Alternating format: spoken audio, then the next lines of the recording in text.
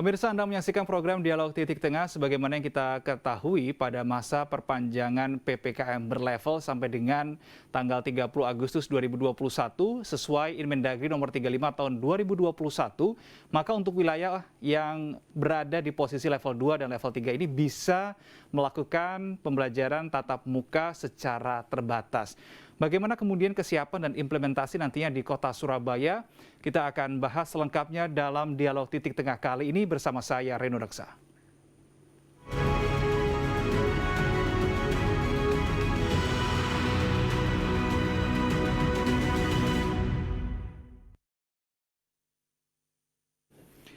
Pemerintah Provinsi Jawa Timur akan segera menggelar sekolah tatap muka bagi siswa SMA dan SMK menyusul diturunkannya pemberlakuan pembatasan kegiatan masyarakat darurat level 4 menjadi level 3. Kepastian akan segera digelarnya kegiatan belajar mengajar tatap muka ini disampaikan oleh Kepala Dinas Pendidikan Jawa Timur Wahid Wahyudi. Sesuai arahan Menteri Dalam Negeri, daerah yang PPKM-nya turun level atau berada di level 1, 2, dan 3 bisa menggelar kegiatan belajar mengajar secara tatap muka terbatas. Namun pembelajaran ini harus dengan sejumlah persyaratan seperti menunjukkan surat vaksin baik guru maupun siswa serta tetap menerapkan protokol kesehatan. Untuk itu Dinas Pendidikan Jawa Timur akan menggelar uji coba terlebih dahulu agar para guru dan siswa bisa beradaptasi dengan kebiasaan ini. Gubernur Jawa Timur, Ibu Khofifah Indar Parawansa memberikan arahan bahwa bagi daerah yang masuk level 1, level 2, level 3 dipersilahkan melakukan pembelajaran tatap muka dengan catatan sudah vaksin minimal vaksin pertama. Dan pemirsa, kita pada siang hari ini akan membahas tema terkait dengan PTM terbatas yang spesifik di Kota Surabaya untuk penerapannya. Dan saya sudah bersama dengan Kepala Dinas Pendidikan Kota Surabaya, Bapak Supomo, di Studio Metro TV Jawa Timur. Selamat siang, Pak Supomo. Selamat siang, Mas Reni. Terima kasih sudah hadir dan kami sudah tersambung juga bersama dengan pengamat pendidikan, Bapak Martadi, melalui saluran Zoom. Selamat siang, Pak Martadi. Belum. Oke, kita masih akan mencoba untuk menghubungi Bapak Martadi, pengamat pendidikan, melalui saluran Zoom. Kita akan bersama dengan Bapak Supomo terlebih dahulu. Kalau tadi Dinas Pendidikan Jawa Timur sudah menyiapkan skemanya karena wewenangnya adalah SMA, SMK. Bagaimana dengan Dinas Pendidikan Kota Surabaya yang ranahnya adalah SD, SMP, Pak Supomo? Kalau kita malah sudah jauh-jauh hari sebelum pandemi kedua ini terjadi, kita sudah melakukan simulasi ya. Simulasi itu adalah uji coba.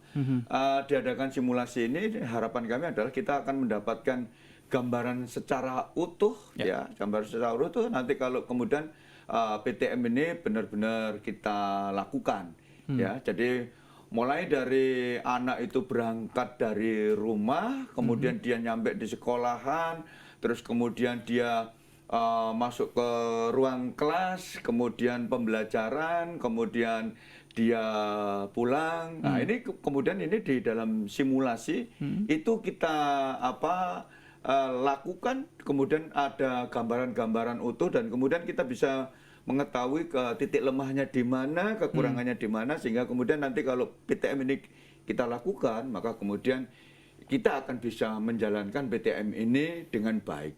Dan ternyata dengan keluarnya SK 4 Menteri, ya, nah itu sama gambarannya itu ya. Nah, di sini lebih detail lagi disampaikan di dalam SKB 4 Menteri itu, sehingga kemudian kami sudah mulai dari awal akhirnya sudah terbiasa dengan itu. Jadi uji coba sudah kita lakukan dalam bentuk simulasi itu. Semua sekolah ketika mau tatap muka kita lakukan, termasuk Satgas Covid Kota Surabaya melakukan asesmen terhadap segenap kelengkapan PTM. Ya, dibantu kemudian di masing-masing sekolah kita bentuk Satgas. Oke, Pak Supomo, simulasi tadi Anda sudah mengatakan jauh-jauh hari sebelum second wave ini ada ya. Nah, apa yang kemudian menjadi hasilnya, apa yang menjadi catatan evaluasi? Oh, ini ada celah kekurangan di sini, kita harus tutup di sini. Apa catatannya? Catatannya adalah salah satunya anak ini diantar. oleh orang tua, Oke. ya, atau oleh keluarganya. Harapan kami kalau ada pengantaran itu kemudian pada saat pulang anak-anak itu tidak bergerombol.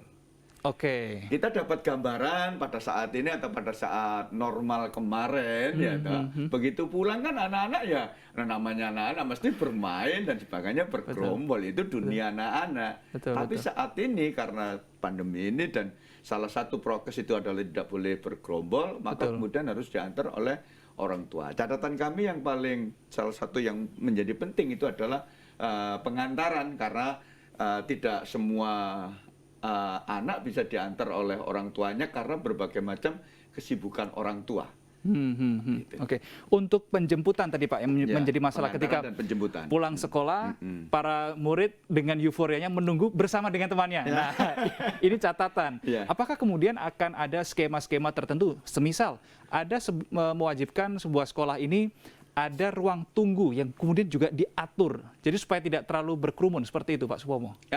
Kalau itu iya, kalau itu kita siapkan ya. Tapi kalau kemudian tidak ada tadi pengantaran, mereka menjadi bergerombol. Oleh karena itu kita siapkan skema lain atau alternatif lain bagi mereka yang tidak bisa mengantarkan dan kemudian menjemput, apalagi di dalam PTM terbatas ini, maka mereka masih tetap kita layani dengan pembelajaran melalui daring. Oke. Jadi pada saat yang sama di kelas guru mengajar anak-anak yang bisa tatap muka, dan kemudian di rumah teman-temannya yang lain yang kemudian tidak bisa ikut karena memang ada persyaratan yaitu maksimal 50%. Betul, betul. Maka mereka tetap harus di rumah dan mereka bisa mengikuti pembelajaran yang sama dengan saat ini di sekolah, karena itu settingan kami seperti itu. Oke, ini hanya medianya saja yang berbeda ya. saja yang berbeda. Ada yang secara langsung, Ada yang ada juga yang melakukan daring. virtual. Ya. Oke, baik, kita akan jeda sejenak, namun di segmen berikutnya kita akan tersambung bersama dengan pengamat pendidikan Bapak Martadi.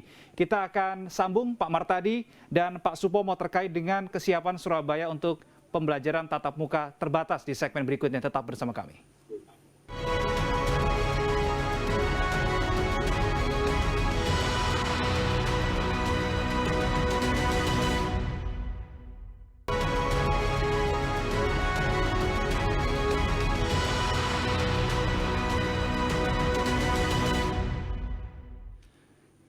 Bersiap belajar bertatap muka masih menjadi tema kita pada siang hari ini, dan saya juga masih bersama dengan Bapak Supomo, Kepala Dinas Pendidikan Kota Surabaya yang sudah hadir di studio Metro TV di Jawa Timur. Saya juga sudah tersambung bersama dengan pengamat pendidikan melalui saluran Zoom, Bapak Martadi. Selamat siang, Pak Martadi. Selamat siang, Mas Reno.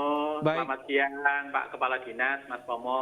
Selamat siang, Oke. Pak Martadi. Baik, Pak Martadi, tadi di segmen awal Pak Supomo sudah mengatakan bahwa Dinas Pendidikan jauh hari sebelum ada second wave di tahun ini sudah mencoba melakukan simulasi PTM terbatas. Memang ada beberapa catatan-catatan terkait dengan penjemputan dan pengantaran. Kalau Anda selaku pengamat pendidikan, apa yang harus diwaspadai oleh teman-teman di Dinas Pendidikan maupun kemudian nanti di setiap sekolah untuk pelaksanaan PTM terbatas?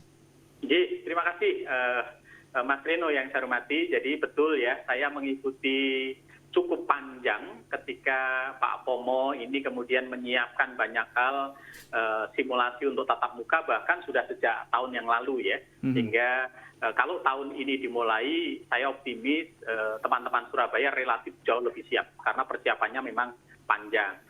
Memang di SKB 4 Menteri yang bulan Maret 2021 itu ada salah satu titik yang memang perlu menjadi perhatian kita semua. Oke. Karena di titik ini adalah tidak bisa hanya sepenuhnya dikendalikan oleh dinas, yaitu proses antara dari rumah ke sekolah, gitu ya. Kalau sudah di sekolah, saya yakin betul guru dengan kapasitas yang ada, kemudian memantau anak relatif tidak ada persoalan. Oke. Dari sisi teknologi, kesiapan sekolah, kemudian daya dukung yang ada, menurut saya relatif sudah sangat bagus. tetapi yang nanti perlu diajak untuk berbicara dan kemudian ikut terlibat secara aktif adalah orang tua. Tatkala orang tua ini kemudian mengantarkan anaknya ke sekolah, maka harus dipastikan orang tua betul-betul menjamin anaknya aman.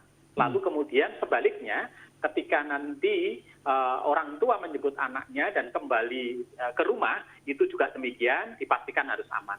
Maka ini kalau perlu nanti, meskipun itu variabel orang tua, dibuatkan semacam standar operasional prosedur yang kemudian itu disepakati, lalu dikomunikasikan kepada orang tua, sehingga kita semua memastikan anak datang dalam kondisi sehat dan selamat, lalu ketika di sekolah di bawah pengasuhan guru semuanya aman, lalu tatkala dia pulang juga demikian. Anak-anak menjadi aman dan selamat. Itu satu sisi. Oke, baik. Sisi yang lain, saya senang tadi Mas Pomo menyampaikan bahwa sudah disiapkan pembelajaran. Ya. Jadi ketika anak melakukan pembelajaran di kelas, maka anak yang sama di rumah dalam waktu yang sama dia menyimak apa yang dilakukan guru.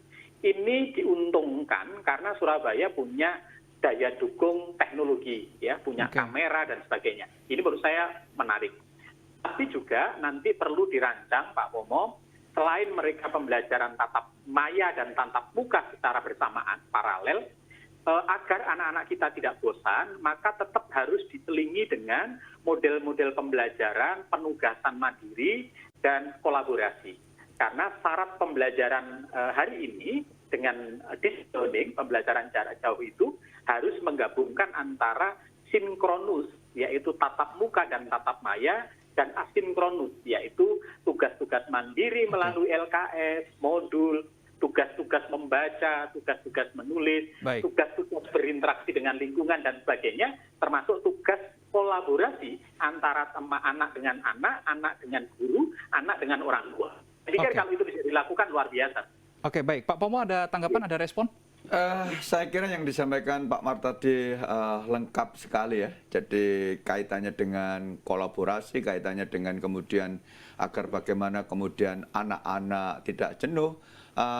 Mungkin nanti yang tadi yang masih belum disampaikan, karena yang belajar ini nanti kan dalam PTM terbatas ini 50%, kita juga akan membuat sejenis bergantian gitu ya, agar kemudian tidak jenuh seperti yang disampaikan oleh Pak Mar tadi. Contoh, hari ini Mas Reno yang masuk, gantian lusa saya yang masuk. Mas Reno yang kemudian ada di belajar di rumah. Itulah yang kemudian membuat nanti tidak jenuh. Di samping itu juga akan kita lakukan perputaran siswa ya, agar kemudian semuanya akan ketemu ya, kan bukan terus kemudian kelompok A, kelompok B tetap begitu saja. Seolah-olah nanti temennya cuma di kelompok A itu aja. Nah, ini memang membutuhkan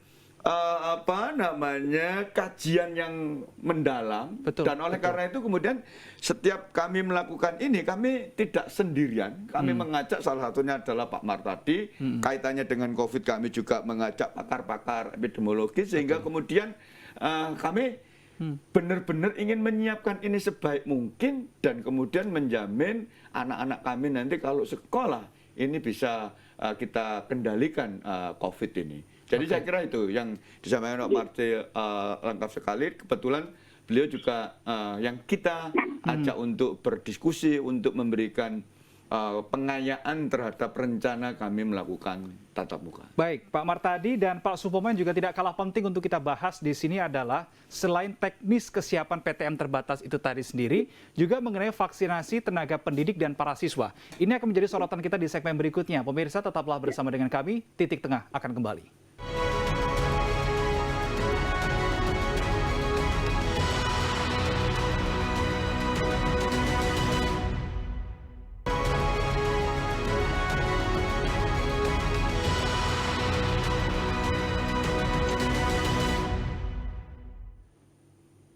Vaksinasi bagi para guru dan juga bagi para siswa ini juga menjadi variabel yang penting dalam implementasi atau pelaksanaan PTM terbatas. Pak Supomo, terkait dengan vaksinasi para guru khususnya di jenjang SD, SMP, kemudian para murid di Surabaya sampai sejauh ini sudah tervaksin semua dosis 1, dosis 2 atau masih ada yang perlu dikejar lagi? Masih ada yang perlu dikejar lagi, Mas. Jadi kalau untuk guru, insya Allah sudah mendekati vaksin 1 dan 2 untuk guru. Oke. Tapi untuk anak-anak kami masih juga menunggu vaksin yang kemarin kita sudah lakukan ya. Surabaya sudah melakukan itu. Tinggal nanti yang kedua. Untuk PTM ini bukan hanya guru dan siswa yang kemudian divaksin, Oke. tapi semua yang ada di sekolah itu juga harus divaksin seperti petugas kebersihan, petugas keamanan yang ada di sekolah. Nah, ini semuanya harus divaksin. Oleh karena itu syarat dari PTM ini yang diatur di dalam SK 4 Menteri ini itu seperti itu. Jadi nanti otomatis kami akan mengkelompokkan begitu. Oh, ini murid yang belum divaksin. Karena memang belum waktunya, jadwalnya. Maka kemudian dia akan tetap belajar tapi di rumah. Daring dulu sementara ya. Sementara. Oke. Jadi seperti itu. Jadi persyaratan untuk dilakukan PTM itu salah satunya adalah semuanya harus tervaksin. Yang sudah di dalam sekolah itu pokoknya semua harus sudah tervaksin. Tervaksin. Oke, Pak Pomo yang juga menjadi sorotan ketika salah satu sisi ya di sekolah yang rawan adalah kantin. Nah, ini menjadi sorotan juga. Bagaimana? Ini apakah kantin nanti juga diizinkan buka atau tutup sementara? Kantin tidak dibuka, maka kemudian di dalam SKB 4 Menteri itu mensyaratkan anak ini sebelum berangkat harus sarapan dari rumah. Oke. Ya, dan kemudian ini nanti gambarannya adalah kita tidak akan buka sekolah ini seperti normal. Misalnya kalau ada yang mulai jam 6:30 sampai 1:30 atau jam 6:30 sampai 1:30, nanti gambarannya tidak seperti itu. Kita akan lihat perkembangannya, sehingga nanti kalau yang 6:30 nanti bisa hanya sampai dengan jam 10. Oke, jadi relatif singkat ya relatif singkat, dan kemudian jam istirahatnya juga terbatas, tidak perlu kemudian keluar ya. Ya, seperti itu. Jadi tidak ada kantin nanti. Jadi tidak ada kantin. Sehingga aktivitas di sekolah pun juga tetap standar protokol kesehatan, tidak hanya sebatas memakai masker ya, tapi semua sektor juga diatur. Pak Martadi, ada sorotan mengenai tadi apa yang sudah disampaikan oleh Pak Supomo? Iya, jadi saya setuju ya dengan yang tadi disampaikan oleh Pak Pomonji bahwa sesungguhnya yang harus mendapatkan vaksin itu bukan hanya guru dan anak saja, tapi seluruh elemen yang bersentuhan dengan anak dan guru di lingkungan sekolah dipastikan mendapatkan vaksin. Karena kita tidak pernah tahu dari siapa itu akan tertular, gitu ya. Anak-anak mungkin aman, gurunya aman, tapi ternyata ada beberapa tenaga tendik ya, keamanan dan sebagainya yang kemudian tidak aman. Nah, ini saya senang sekali ketika tadi Pak Kepala Dinas menegaskan bahwa seluruh elemen dipastikan harus sudah vaksin. Memang untuk Surabaya jauh lebih besar. Kalau nasional kan masih sangat kecil ya. Itu baru dari 26 juta baru sekitar ya 9,4% yang vaksin 1, vaksin 2 hanya 3,3. Surabaya jauh lebih besar dari itu. Yang kedua terkait dengan tadi kantin, saya setuju meskipun di dalam SKB itu ada ruang dimungkinkan kantin buka, tetapi setelah masa transisi. Jadi di SKB 4 Menteri itu 2 bulan pertama itu adalah tidak boleh buka, nggak boleh betul ya, ketat. Tetapi kemudian sambil perkembangannya nanti 2 bulan itu membaik, bisa saja boleh dibuka, boleh tidak dibuka. Tetapi kalau dibuka, kantin lebih menekankan pada fungsi edukasi untuk anak-anak. Jadi bukan untuk jajannya dan sebagainya, tapi mengedukasi tentang makanan sehat untuk keperluan menyiapkan anak-anak yang belum terlayani karena keterbatasan selama di rumah. Kira-kira itu. Baik, Pak Supomo, ada satu pertanyaan dari masyarakat terkait dengan, ini sebenarnya orang tua yang menanyakan. Anak saya kalau sudah nantinya PTM terbatas masuk sekolah, kira-kira mata pelajaran olahraga ini diadakan atau tidak? Karena ditakutkan ini membuka masker sehingga ada ketakutan tersendiri dari para orang tua. Bagaimana Pak Pomo? Olahraga, saat ini juga olahraga diperkenankan seperti golf itu diperkenankan. Oke. Jadi kembali lagi olahraga tetap mengacu kepada protokol Kesehatan. kesehatan. Oleh karena itu olahraga yang kemudian menjadikan anak bersentuhan, kerumunan, ya itu tentunya tidak kita ada, ya. lakukan, ya. Agar kemudian kesehatannya ini terjaga.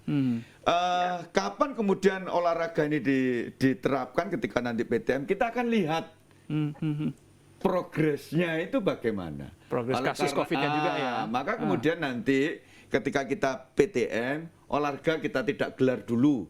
Ini PTM dulu yang pelajaran-pelajaran ini. Setelah itu kemudian insya Allah kondisi semakin membaik, maka kita akan lakukan itu. Oke. Jadi nanti ketika PTM gambarannya tidak seperti normal kemarin. Oke. Hal-hal yang membuat siswa atau sekolah kemudian tidak bisa mengendalikan protokol kesehatan itu tidak akan kita lakukan. Oke. Ya, Baik. seperti itu. Terakhir, karena waktu kita terbatas, pertanyaan terakhir, Pak Pomo, ini mungkin yang dinantikan para orang tua dan para murid. Kapan PTM terbatas ini akan mulai digelar di Surabaya? Secara prinsip semua sekolahan, karena kemarin juga sudah memasukkan data dan kemudian dukungan gambarnya, kita tidak bisa mendatangi semuanya. Semua sekolahan sudah menyiapkan sarana prasarana untuk PTM. Oke, baik. Ya.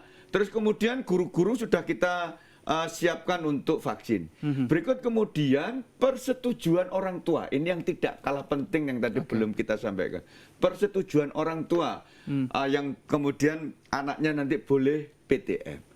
Berikut kemudian tentunya di dalam waktu dekat ini kami sudah mengundang para pakar epidemiologi untuk berdiskusi.